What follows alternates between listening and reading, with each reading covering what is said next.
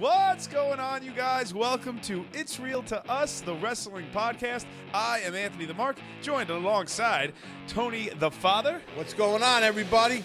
And today we are going to be recapping the August 5th edition of Monday Night Raw. And Tony, I can't think of a better place to start than with the Judgment Day, right? Oh, my God. Coming off of SummerSlam, now we're into Monday Night Raw. We got so many ways we could go with the Judgment Day. So many things could happen. So, yeah, I'm kind of excited. Let's get into it. So there were a lot of questions coming into Raw, like Tony was just talking about. At SummerSlam, we saw the breakup, okay? Dominic turned on Rhea Ripley, and Finn Balor turned on Damian Priest. So the questions going into tonight were, are Damian and Rhea Ripley going to be out on their own? Or is Carlito maybe going to join them? Will Dominic automatically join forces with Finn Balor? And we found out all of those answers because Damian Priest came down to the ring, called out Finn Balor, and Balor pretty much showed up on screen. And he said this: the Judgment Day was built around the idea of nobody being a leader, but when you became champion, you decided to become the leader, and that annoyed us. And then it was revealed that Carlito, JD McDonough, Liv Morgan, Dominic Mysterio, and Finn Balor are now the new Judgment Day, Tony. And since Saturday night, when everyone said the Judgment Day's dissolved, this guy here told everybody. I didn't believe it. Nope, you didn't believe it. No one believed it. The Judgment Day is not dissolved. It's a new Judgment Day. What happened to the Judgment Day tonight is that we still have a Judgment Day, but we don't have Damian Priest or Rhea Ripley involved in the Judgment Day. Damian Priest and Rhea Ripley both deserve what they got. I don't care what anyone says. They're going to be faces. They're going to be faces now. Everyone's going to love them. They deserve what they got. Damian talked down. He called Dom. He was talking down to Dom, and Dom a couple of times. What do you talk like I'm your father? You know? Yeah, he was yelling like, you sound like my father. Yeah, you sound like my father. Finn Balor, he's been down talking for months. You know, it was supposed to be a family. We all make decisions. But Rhea and Damian Priest, they have nobody to blame for what's happened except themselves. They got to look in the mirror.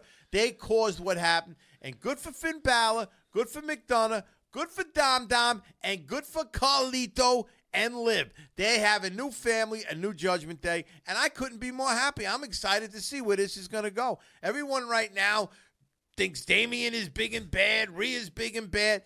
I got a feeling they're going to hold their own this new Judgment Day, so I'm excited about it. And I understand where you're coming from, saying that Rhea and Damian deserved it. They, acted like leaders, and they made decisions for everybody. Finn, Dom, everyone got tired of it. So I get where you're coming, but I feel for Damian. I feel for Rhea. You knew how much the Judgment Day meant to them. You know, bull crap. Damian Priest never wanted McDonough in there. We didn't. Rhea never cared for McDonough. Rhea, up until last week, was like, what's Carlito still doing here? She wanted nothing to do with Carlito. She treated Dom like a jerk-off, like a little bitch. Yes, she did. I don't care what you say. She was too domineering for me. You know what? Dom never did that to her. He just praised her. He loved her. She was too rough. He ran around with Liv Morgan. No, it wasn't him. Liv pursued him. It wasn't his fault. Yes, it was. He was stretching her out. But where was Rhea this whole time? She was hurt. Hurt my butt. You know what? I think they got what they deserved. They want to be the team together now, and they want to be the face, and everyone's going to rally around them. I'm not. I'm in the other corner. I'm with Finn. I'm with McDonough. I'm with Dom. I'm with Carlito, and I'm with Liv. That's my new Judgment Day. I got to say really quick, it is nice that after months and months of questioning whether or not Carlito's in the Judgment Day, he is officially in the Judgment Day 2.0. Yeah, so he's got a family now. He's got some place to go. So they're probably going to recruit somebody else to be with them. Who, Rhea and Damian? Maybe The Miz and R-Truth. No. So let's hold on. Before we get into all that type of speculating, let's talk about what else happened on Monday Night Raw. Damian Priest got to fight JD McDonough. Tony mentioned earlier that Damian didn't want McDonough in the Judgment Day originally to begin with. No. McDonough always resented Priest because of that, and we had a personal, intense match that I think Damian Priest looked like a beast in, and JD McDonough shined as always. One of the most underrated wrestlers on the roster. Yeah, he held his own. Damian's got an axe to grind right now, so he's going to be a ball of, a tough guy to beat right now. But McDonough held his own tonight.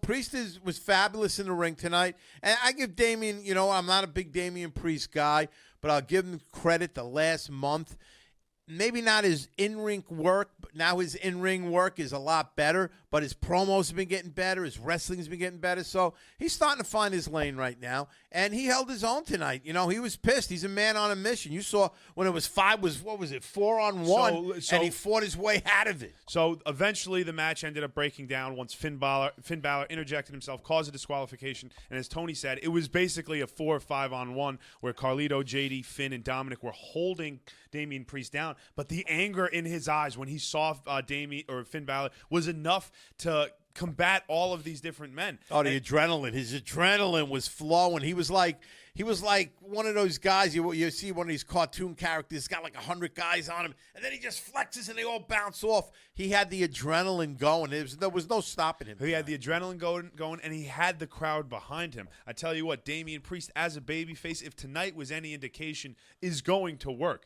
And let's talk about his babyface counterpart, Rhea Ripley, who came down and saved Priest, who was getting attacked by 4 guys. He was able to dish a couple of them off, but once Rhea came down, that was the equalizer. Oh, yeah, and when it comes down to it, Rhea and Liv, it's really no contest. Rhea's going to dominate her eventually, like Rhea dominates everybody. Liv is a little nothing compared to Rhea. So at the end of the day, we all know what's going to happen with Liv and Rhea. Eventually, Liv's going to get her head ripped off. Tonight, Dom saved her. He pulled her away just before Rhea was going to rip her head off. Dom saved her. And you know what? Rhea saw that, and she's going to be, forget it. Both of them are going to be a big force to handle for these 4. But it's going to be fun. It's going to be interesting. I hope at some point Rhea Ripley riptides every member of this new Judgment Day. I don't care if she goes one by one. She does them all at once.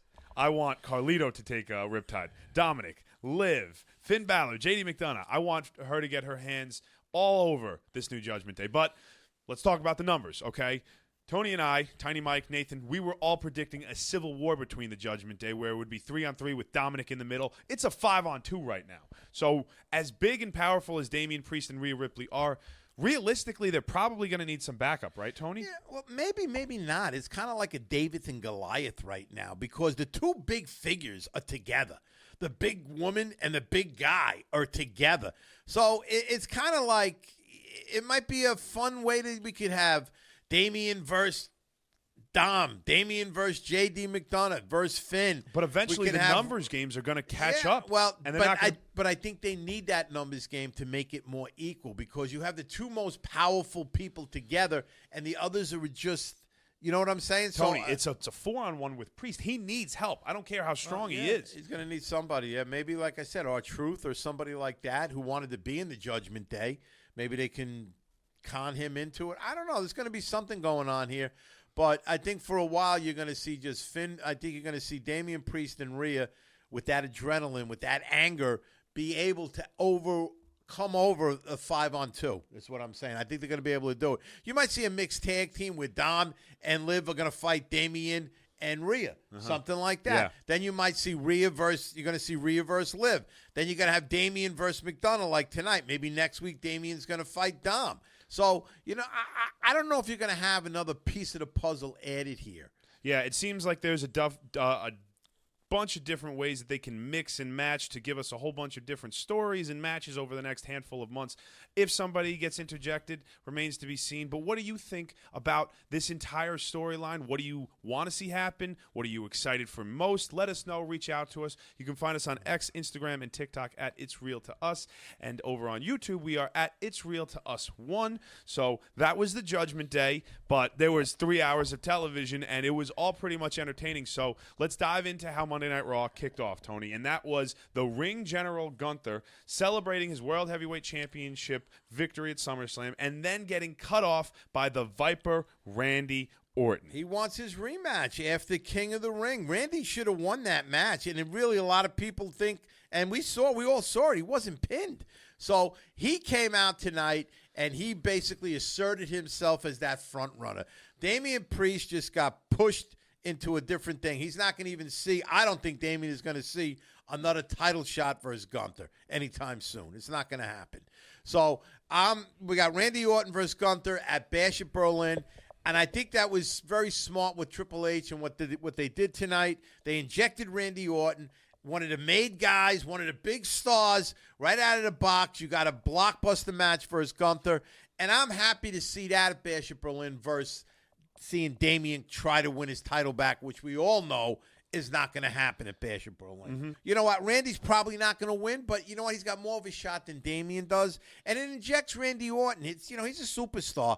I want to see him stay in the spotlight. It gives him a nice little story right now, so I like the move tonight. I really do. And I had previously said maybe Ilya Dragunov would be the first to challenge Gunther, but I'm completely okay with that match being on the back burner. It'll be great whenever we get there. Randy Orton, like Tony said, is a legitimate bona fide star that can headline a pay-per-view, continue to elevate Gunther, put him over better than anyone else on the roster right now. So I think Gunther beats Orton. I'm going to say that right now, especially in Berlin. But Randy getting an opportunity to become a 15-time champion, ooh, wouldn't it be funny? Gunther, longest reigning Intercontinental Champion of all time.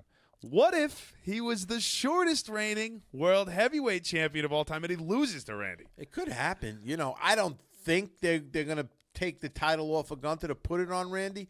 I think it's a nice way to build Gunther. He gets a nice notch in his belt. He beats a Randy Orton again in his first title defense.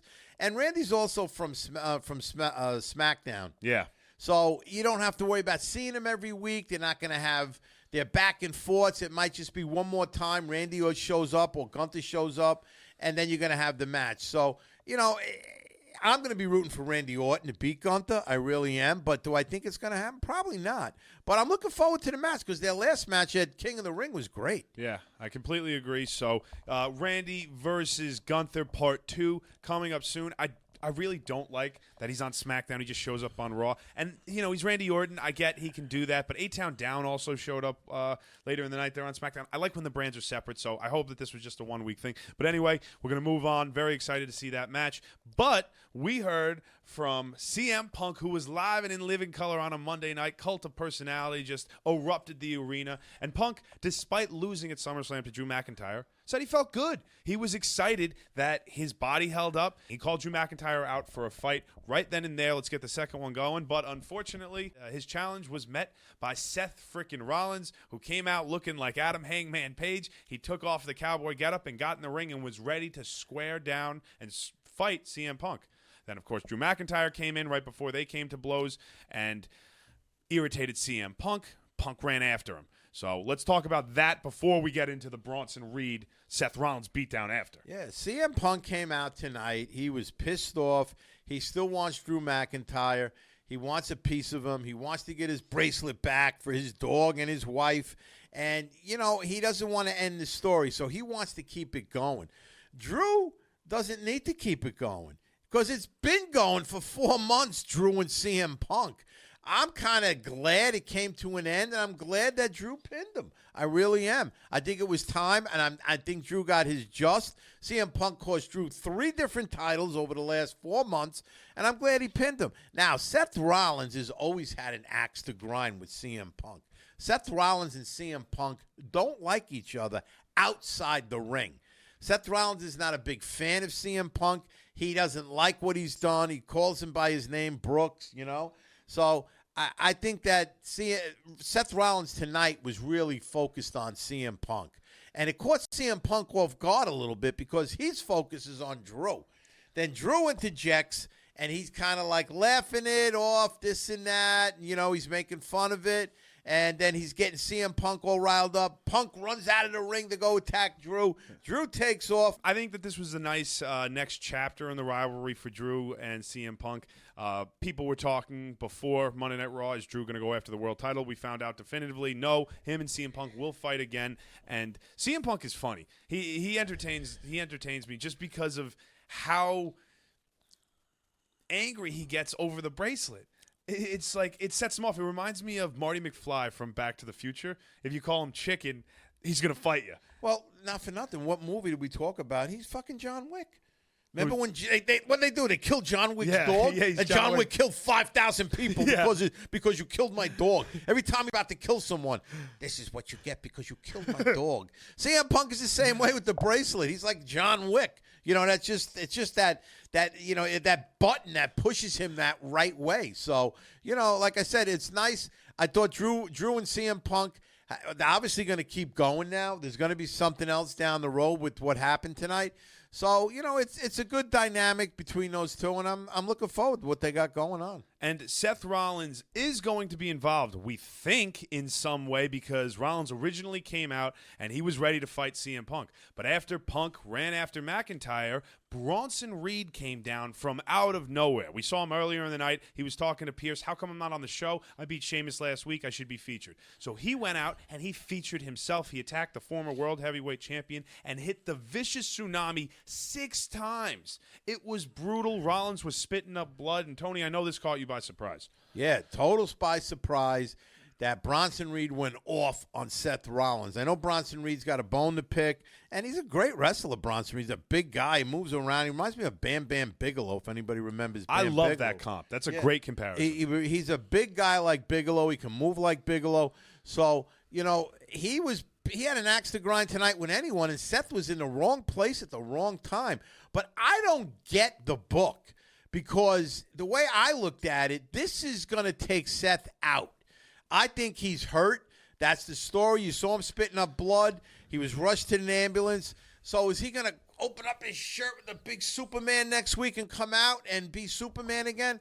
I don't know. I think they're going to write him off the show for a bit, and I don't understand why. Did they want to just have Drew and CM Punk have this battle down the road and finalize it with no interference? I don't know why they did this tonight with Seth. Do you have any ideas? Because I don't get the book. I think you just hit on it. Seth Rollins is right in between Drew McIntyre and CM Punk. And I think us, the fans, we want a one-on-one, no-nonsense, clean match between the two. So taking Seth Rollins out of the equation for the time being allows us to get that one-on-one match, and also simultaneously it gives Rollins like a meaningful feud in the meantime for an eventual triple threat. So I think that's what happens. I think we get a one-on-one match between Drew, CM Punk clean, then Rollins fights his way back, fights Bronson Reed for a month, and then eventually we're going to get a triple threat between Drew, Seth, and CM Punk. Yeah, but see, I disagree with that. If you're going to have the triple threat, you have it now. You don't have it after they have another match. It doesn't make sense. And if he's on the sidelines, he's interjected now. So have that triple threat now with him involved. If you're going to pull him away for a month and he's hurt, you're going to have these two guys battle, and then he's going to come back and you're going to have a triple threat. Who cares? It's not there. Do you understand what I'm going with this? I hear you. I think the problem is Triple H just likes to draw things out. And I think in his mind, he's like, I'll give Seth something to do for a month, and then we'll save that triple threat for Bad Blood in October, and we'll do a Hell in a Cell. Like, I think he's bookmarking and he's placing like his big matches and his big events. Tiny Mike referred to this on one of our last podcasts, and he was like, Triple H loves to like say, okay, this is a big show. Let's just start putting big matches here, and it's like we'll figure out how we're building to it.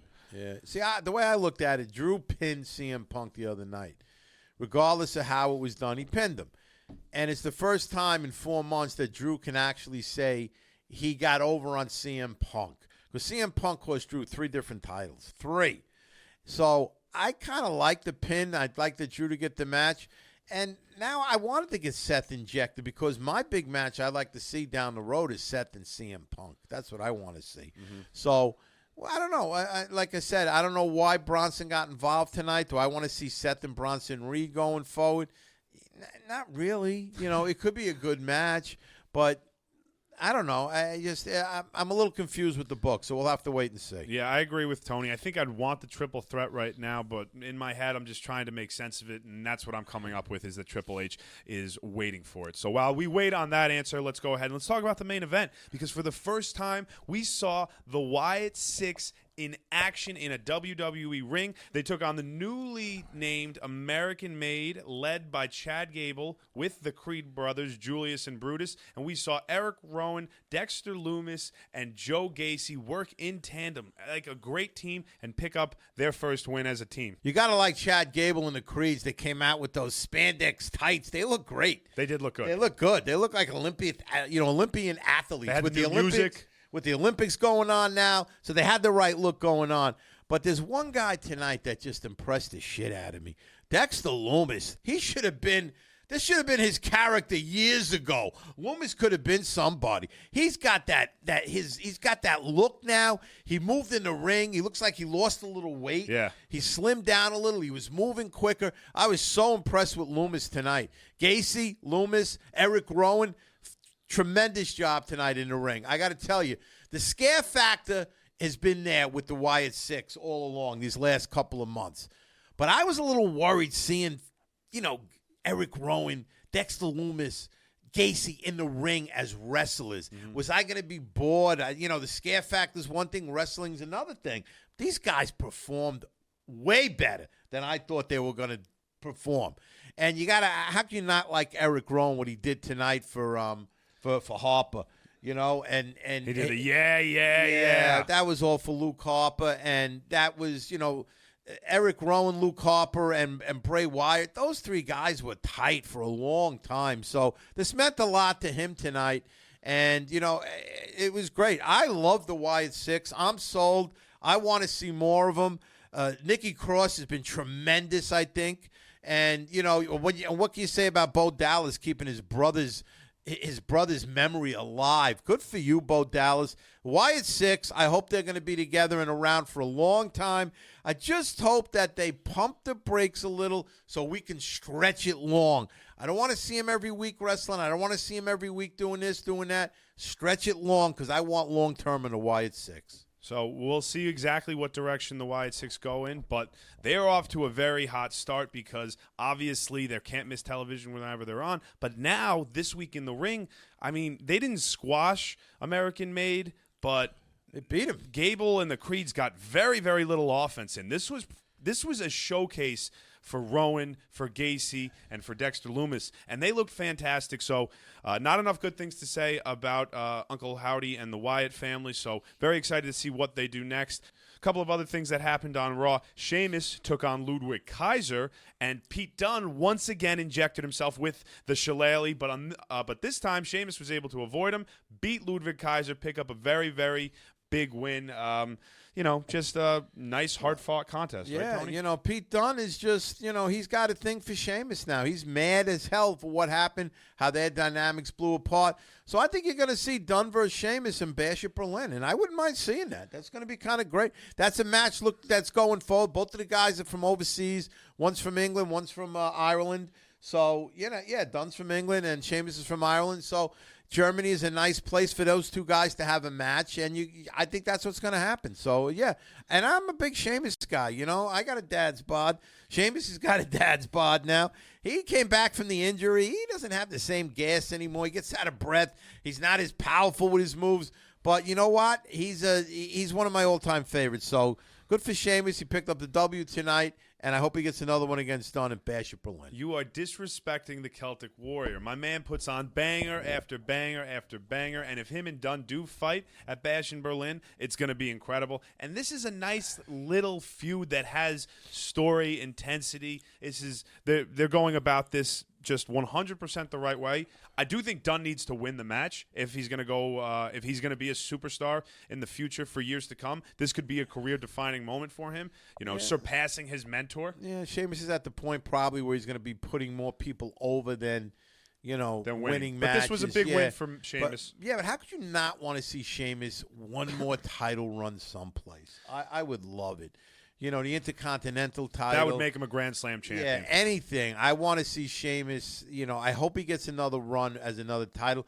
Because between you and I, you got another year or two with Sheamus, and that's it. He's going to be done. So appreciate the Celtic Warrior while he's here. But for now, we're going to move on. We're going to talk about Lyra Valkyria quickly versus Shayna Baszler. This was a 2.5-minute match. Ended in a disqualification after Lyra was about to pick up the win. Sonya Deville, Zoe Stark.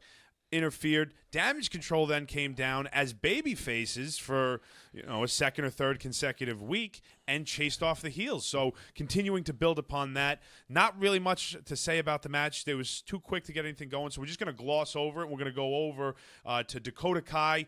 She was supposed to take on Sonya Deville later in the night, but she was taken out. So then Io Sky stepped in, and we had Io versus Sonya Deville. A little bit more of a competitive match. Io ended up beating Sonya Deville, and then we got an interaction between these two teams again. So it seems like we're going to get a 3-on-3 at some point. Yeah, we're going to have a triple threat between them very soon. I don't know. I'm not a big fan of it. I got to be honest. I'm just not. It doesn't get me Doesn't going. do much. There's so much going on in WWE right now. So many feuds with Bloodline and Judgment Day, and you got titles being changed. And I don't know. I'm a big Sonya Deville person, so I like seeing her. I think she's great. But I don't get too excited with this. I just don't. I'm not over the top about it. I love Io Sky. The fact that she's on television is really exciting, and she's quickly falling into the underrated category. So happy to see Io on TV, but I really do hope that her and Damage Control win, and we get bigger and better things from them down the road. But it does seem like WWE is determined to push Deville and her faction. So yeah, so that's probably what you're going to see, them getting a belt someplace down the line. Mm-hmm. Elsewhere, we had 8-Town Down come over from SmackDown to challenge the Awesome Truth, and the Aussie and Mr. Austin Theory were able to pick up the win after some miscommunication between R-Truth and The Miz. First, R-Truth tagged himself in when he wasn't supposed to. Then he inadvertently knocked his tag team partner out of the way. But despite the issues, the Miz was all smiles after losing, dapping up R-Truth. Yeah, no, you're probably going to see The Miz versus R-Truth down the road someplace when it breaks apart. But, it's like his older brother now. He treats him like The Miz, with R-Truth. He knows he's going to make stupid choices and dumb decisions, but he don't get angry with the guy. It was kind of like two tag teams that are just lost right now. Almost like which team is going to turn on each other first. Because Grayson Waller and Theory. They're both going in wrong directions. They don't have a lot going for them right now. And these were the two teams that won the titles at Mania. I know. They've lost a lot of momentum coming out of Mania with the belts. They've really fizzed out. So, I don't know what to make of it, why they showed up tonight to have this match. It's almost like a match of the what am I looking for? The also-rans at this point, because they had the titles and then they lost them, and they just kind of both of them getting pushed to the side. So we'll see what happens. I don't know, though. Yeah, quick, if you had to choose, which team breaks up first, 8-Town Down or the Awesome Truth? I don't see the Awesome Truth breaking up because R-Truth doesn't have a mean bone in his body. He's only just, Miz has got a bunch of them. Yeah, but against R-Truth, can you really be angry against a guy like R-Truth? Oh, yeah, absolutely. Or turn on a guy Judgment like that? Day did.